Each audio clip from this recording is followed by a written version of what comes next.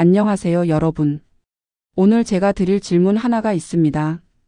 만약 건강을 위해 딱 하나만 할 수 있다면 여러분은 무엇을 선택하시겠습니까? 영양제를 드시겠습니까?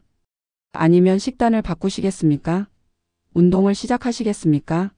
그런데요, 의학계에서 밝혀낸 답은 우리 모두를 놀라게 했습니다. 젊음은 나이가 아니라 호르몬이 만듭니다.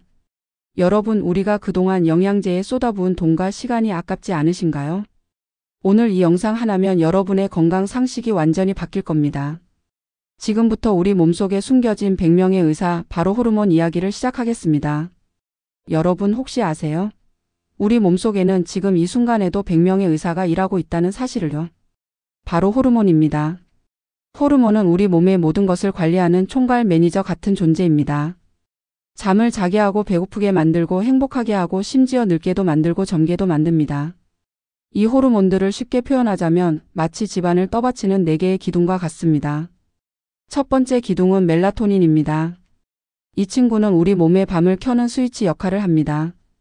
밤이 되면 뇌에서 분비되어 이제 잘 시간이야 라고 온몸에 신호를 보내는 거죠. 마치 집안의 전등 스위치를 내리듯이 멜라토닌이 우리 몸을 수면 모드로 바꿔주는 겁니다. 그런데 이 멜라토닌이 제대로 나오지 않으면 어떻게 될까요? 밤새 뒤척이고 아침에 일어나도 개운하지 않고 낮에는 꾸벅꾸벅 졸게 됩니다.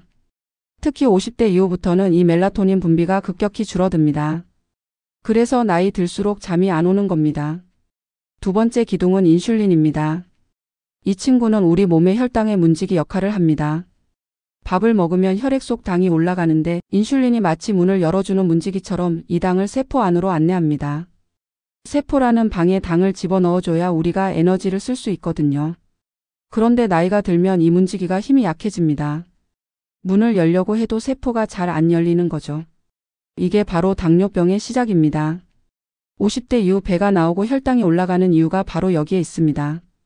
세 번째 기둥은 옥시토신입니다. 이 친구는 외로움을 녹이는 따뜻한 손길 같은 호르몬입니다. 가족이나 친구와 따뜻한 대화를 나누거나 포옹할 때 분비되는데요. 마치 추운 겨울날 따뜻한 손을 잡는 것처럼 스트레스를 녹여주고 마음을 편안하게 만들어줍니다.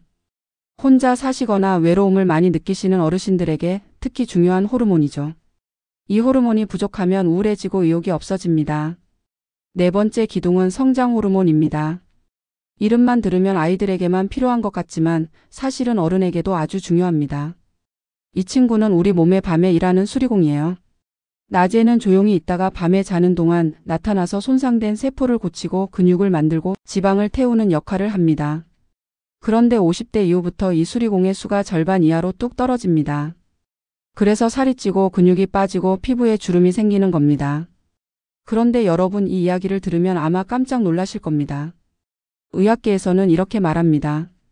80세 할머니의 호르몬이 60세 수준이면 그 할머니의 몸은 60대입니다. 반대로 60세 어르신의 호르몬이 80세 수준이면 그 사람의 몸은 이미 80대라는 뜻입니다. 나이는 숫자일 뿐 진짜 건강을 결정하는 건 바로 호르몬의 나이라는 겁니다. 그렇다면 이 호르몬들을 어떻게 관리해야 할까요? 특히 50대 이후에는 호르몬 관리가 건강의 핵심입니다. 먼저 50대를 보겠습니다. 이 시기에는 인슐린과 코르티솔 관리가 가장 중요합니다. 이 시기에 배가 나오기 시작하고 혈당이 올라가기 시작하죠. 여기서 중요한 개념이 하나 있는데요. 바로 평균 당지수 개념입니다. 쉽게 말하면 하루 종일 먹는 음식의 당 수치를 평균 내보는 거예요. 아침에 흰쌀밥 먹고 점심에 빵 먹고 저녁에 또 밀가루 음식 먹으면 하루 평균 당지수가 아주 높아집니다.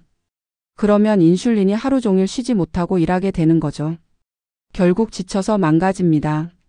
그래서 50대에는 식사를 할 때 흰쌀밥보다는 잡곡밥, 빵보다는 고구마, 면보다는 채소를 먼저 드시는 게 좋습니다. 그리고 60대 이후에는 성장 호르몬과 마이오카인 관리가 가장 중요합니다. 마이오카인이라는 말 처음 들어보시죠? 이건 근육에서 나오는 호르몬입니다. 근육이 운동할 때 분비되는데 이게 뇌로 가서 치매를 예방하고 혈관으로 가서 혈관을 깨끗하게 하고 면역세포를 활성화시킵니다. 그래서 의학계에서는 이렇게 말합니다. 나이 들수록 근육은 돈 주고도 못 사는 보약입니다. 60대 이후 가장 무서운 게 뭔지 아세요? 근감소증입니다. 근육이 빠지면 낙상 위험이 높아지고 낙상하면 골절이 생기고 골절로 누워있으면 치매가 빨리 옵니다. 악순환이 시작되는 거죠. 그래서 60대 이후에는 무조건 근육을 지켜야 합니다. 그렇다면 시니어 여러분께 특히 필요한 세 가지는 무엇일까요? 바로 숙면, 햇빛, 근육입니다. 이 세 가지만 지켜도 호르몬 나이를 10년은 젊게 만들 수 있습니다. 구체적으로 어떻게 하면 될까요? 실제 루틴을 말씀드리겠습니다. 먼저 수면입니다. 밤 11시 이전에는 꼭 주무셔야 합니다. 특히 밤 11시부터 새벽 1시 사이를 골든타임이라고 부르는데 이 시간에 성장 호르몬이 가장 많이 나옵니다. 이 시간을 놓치면 하루 종일 몸이 무겁고 머리가 맑지 않습니다. 많은 어르신들이 나이 들면 잠이 안 와요라고 하시는데 그건 멜라토닌이 부족해서입니다. 그럼 멜라토닌을 어떻게 늘릴까요? 낮에 햇빛을 충분히 쬐면 됩니다. 이따가 자세히 말씀드리겠습니다. 두 번째는 아침 식사입니다. 아침을 거르시는 분들 많으신데 이게 큰 문제예요. 아침을 먹어야 우리 몸이 하루가 시작됐구나 하고 인식합니다. 그래야 호르몬들이 제대로 작동을 시작합니다. 특히 50대 이후에는 아침을 거르면 점심에 폭식하게 되고 그러면 혈당이 급격히 올라가서 인슐린에 무리가 갑니다. 아침은 거르지 마세요. 세 번째는 저녁 운동입니다. 많은 분들이 아침 운동을 하시는데 사실 저녁 운동이 더 효과적입니다. 최근 연구 결과를 보면 저녁 6시에서 8시 사이에 하는 운동이 아침 운동보다 혈당을 26% 더 낮추고 수면의 질도 30% 이상 개선시킨다는 결과가 있습니다. 저녁에 가벼운 운동을 하면 혈당도 내려가고 밤에 잠도 잘 오고 성장 호르몬 분비도 좋아집니다. 그리고 마지막으로 걷기입니다. 하루 30분만 햇볕 아래서 걸어보세요. 이게 정말 마법 같은 효과를 냅니다. 이따가 자세히 말씀드리겠습니다. 여기서 실제 사례 하나를 말씀드리겠습니다. 65세 박영택님이라는 분이 계셨습니다. 한 달 전만 해도 박영택님은 하루 종일 소파에 누워만 있었습니다. 밤엔 3시간도 못 주무시고 새벽 2, 3시까지 뒤척이다가 겨우 잠들면 해가 떠 있었습니다. 낮에는 온종일 피곤하고 짜증이 나고 아무것도 하고 싶지 않았습니다. 가족들과 대화도 귀찮고 밖에 나가는 것도 싫었습니다. 그저 텔레비전만 멍하니 바라보며 시간을 보냈죠. 병원에서 검사를 해보니 호르몬 수치가 전반적으로 낮았습니다. 특히 멜라토닌과 비타민 D 수치가 심각했죠. 그래서 의사 선생님이 이렇게 처방하셨습니다. 약은 나중에 드리겠습니다. 먼저 한 달만 이렇게 해보세요. 매일 아침 30분 햇볕 쬐면서 걷기, 밤 11시 이전 취침, 저녁 식사 후 가벼운 스트레칭. 그렇게 한 달이 지났습니다. 박영택님이 다시 병원에 오셨을 때 그는 달라져 있었습니다. 얼굴에 혈색이 돌고 표정이 밝아지고 목소리에 힘이 생겼습니다. 선생님, 제가 완전히 달라졌어요. 밤에 잠도 잘 오고 아침에 일어나는 게 이렇게 가벼울 수가 없어요. 요즘은 손자들도 만나고 친구들하고 등산도 다녀왔습니다. 라고 말씀하시더래요. 다시 검사를 해보니 호르몬 수치들이 정상 범위로 돌아와 있었습니다. 약 하나를 안 쓰고 말이죠. 이게 바로 호르몬의 힘입니다. 우리 몸은 원래 스스로 치유하는 능력이 있습니다.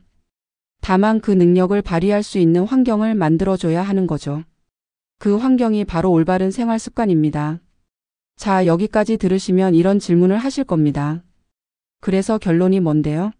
이것저것 다 하라는 건가요? 아닙니다. 의학계에서는 딱 하나만 꼽았습니다. 모든 호르몬을 동시에 도와주는 단 하나의 방법, 그것은 바로 햇볕 샤워입니다. 여러분, 이 이야기를 들으면 정말 신기하실 겁니다.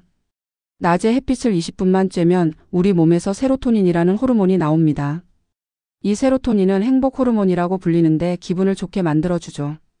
그런데 더 중요한 건 이 세로토닌이 밤이 되면 멜라토닌으로 변한다는 겁니다. 낮에 햇빛을 충분히 쬐면 밤에 멜라토닌이 자동으로 만들어져서 잠이 잘 온다는 뜻이에요. 그뿐만이 아닙니다. 햇빛을 쬐면 피부에서 비타민 D가 만들어집니다. 이 비타민 D는 우리 몸의 면역력을 높이고 뼈를 튼튼하게 하고 암을 예방하는 역할을 합니다. 특히 50대 이후에는 뼈가 약해지기 시작하는데 비타민 D가 없으면 칼슘을 아무리 먹어도 소용없습니다. 비타민 D가 있어야 칼슘이 뼈로 들어갑니다. 또 햇빛을 쬐면서 가벼운 산책을 하면 옥시토신이 분비됩니다. 특히 사랑하는 사람과 함께 걸으면 더 많이 나오죠. 그래서 부부가 함께 산책하는 게 아주 좋습니다. 혼자 사시는 분들은 이웃과 함께 또는 반려동물과 함께 걸어도 좋습니다. 그리고 햇빛은 인슐린의 기능도 개선시킵니다. 햇빛을 충분히 받은 사람은 혈당 조절이 훨씬 잘 된다는 연구 결과가 있습니다. 당뇨가 걱정되시는 분들 약 먹기 전에 먼저 햇볕부터 쬐세요. 마지막으로 햇빛을 쬐면서 걷기 운동을 하면 성장 호르몬도 활성화됩니다. 근육에서 마이오카인이 나오면서 온몸이 젊어지는 거죠. 정리하면 이렇습니다. 햇볕은 멜라토닌을 만들고 비타민 D를 합성하고 옥시토신을 분비시키고 인슐린을 개선하고 성장 호르몬을 활성화합니다. 그야말로 만능입니다. 의학계에서는 이렇게 표현합니다. 햇볕은 천연 영양제이자 천연 젊음 주사입니다. 영양제에 한 달에 몇십만 원씩 쓰시는 분들 계시죠? 그 돈 아끼시고 그냥 밖에 나가서 햇볕 쬐세요. 그게 가장 강력한 영양제입니다. 그런데 여기서 중요한 게 있습니다. 창문 너머로 들어오는 햇빛은 소용없습니다. 유리창이 자외선을 막아버리거든요. 반드시 밖으로 나가셔야 합니다. 그리고 선크림을 잔뜩 바르시면 안 돼요. 얼굴은 보호하셔도 되지만 팔이나 다리는 햇빛에 노출시켜야 비타민 D가 만들어집니다. 하루 20분에서 30분이면 충분합니다. 너무 오래 쬐면 오히려 피부에 안 좋으니까 적당히만 하시면 됩니다. 시간대는 오전 10시에서 오후 3시 사이가 가장 좋습니다. 이때 자외선이 가장 강해서 비타민 D가 잘 만들어집니다. 여러분, 의학계에서 하는 말이 있습니다. 명의를 찾아다니지 마시고 명환자가 되세요. 명환자란 무엇일까요? 자기 몸을 가장 잘 아는 환자, 스스로 건강을 지킬 줄 아는 환자, 의사의 조언을 잘 실천하는 환자입니다. 아무리 좋은 의사를 만나도 아무리 좋은 약을 먹어도 생활 습관이 나쁘면 소용없습니다. 반대로 생활 습관만 바꿔도 약 없이 건강해질 수 있습니다. 오늘 이 영상을 보신 여러분께 부탁드립니다. 오늘부터 단 20분만 햇볕 아래로 나가보세요. 창문 너머 햇빛이 아니라 직접 밖에 나가서 햇볕을 쬐세요. 걷기 운동까지 하면 금상첨화고요. 한 달만 해보세요. 여러분의 몸이 달라지는 걸 느끼실 겁니다. 아침에 일어나는 게 한결 가볍고 밤에 잠이 잘 오고 기분이 좋아지고 몸에 활력이 도는 걸 경험하실 겁니다. 오늘 영상이 도움이 되셨다면 구독과 좋아요 부탁드립니다. 그리고 여러분, 다음 영상을 절대 놓치지 마세요. 오늘 배운 멜라토닌, 그 밤을 켜는 스위치를 더 깊이 파헤쳐 보겠습니다. 잠의 질을 결정하는 3가지 생활 루틴, 이걸 모르면 백날 일찍 누워도 소용없습니다. 꼭 다음 영상에서 만나요. 여러분의 건강한 노후를 응원합니다. 오늘도 햇볕 가득한 하루 보내세요. 감사합니다.